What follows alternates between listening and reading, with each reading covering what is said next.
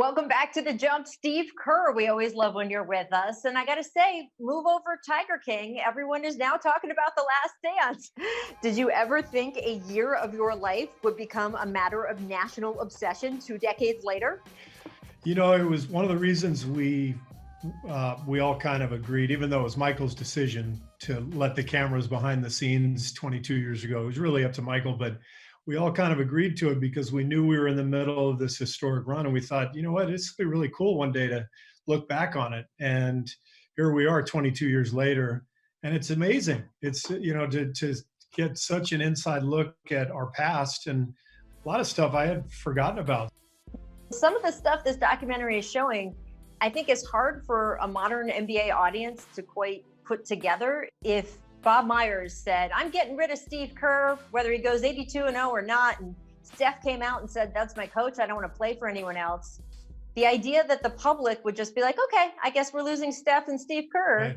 It's hard to process for today's audience. Yeah, but the public today, everybody would tweet about it, and those tweets would be retweeted, and then there'd be shows about the tweets and the Instagrams, and then it's all hell breaks loose. But this feels very personal. This part of your I'm sorry about here, that, Rachel. Steve. Yeah, no, don't take it as such. But it was just such a different media environment back then, and even though it was highly controversial at the time.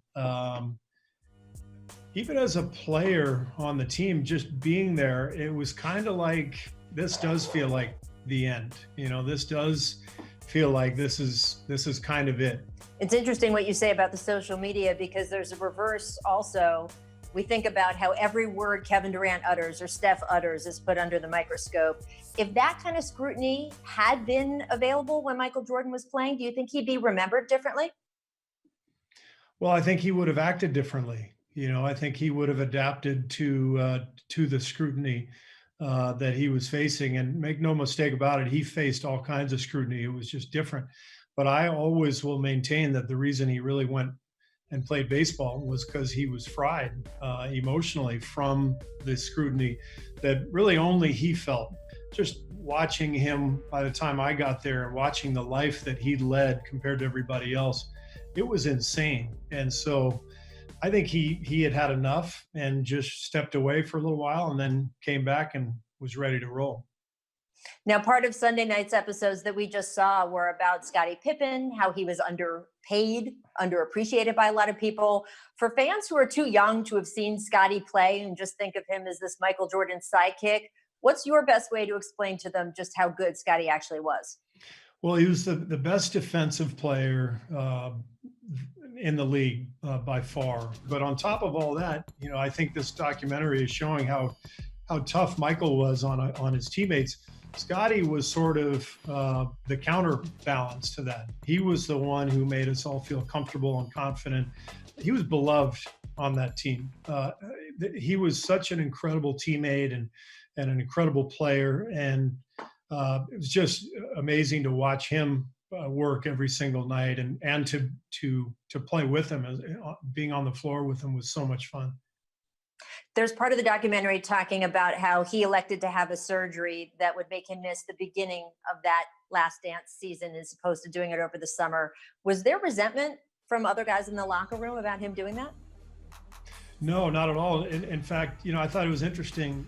We felt his frustration with him. He probably should have been the second highest paid guy in the NBA, or definitely, top 5. So we all felt for him. Nobody resented him for having that surgery later. We all just understood, all right, let's give him his space, and he's going to be there for the second stretch of the season for us. Well, he was certainly there when it counted. I want to talk about the current day situation. The Warriors are in a weird position where, for any lottery team, there isn't that much incentive to play out the rest of the season. You in particular, you already have the best odds at the #1 pick for next year. You're not making the playoffs. Would you prefer the NBA just call it in terms of the season as opposed to trying to find a way to finish up later this summer and maybe knocking off next year's schedule off kilter as well? No, I would really love to see some conclusion to this season, if it's possible. If people's health isn't compromised. And obviously, that's the main thing. Can we find a way to do it where nobody's at risk and we can have some competition that it would allow the teams that are clearly the best teams in the league to compete against each other? I know it's not the same thing, but if that's the best we can do, at minimum, it would be great to be able to do that. And if it were to push next season's start time back a little bit, no problem. We can do that. It's not my department, but the league has talked about doing that anyway. And with what's going on in the country right now, I think we have to be flexible. Well, Steve, maybe it should be your department. You're not doing anything right now. You can make the NBA schedule. Thanks so much for being with us today. We really appreciate it. Thanks for watching ESPN on YouTube. For live streaming sports and premium content, subscribe to ESPN+.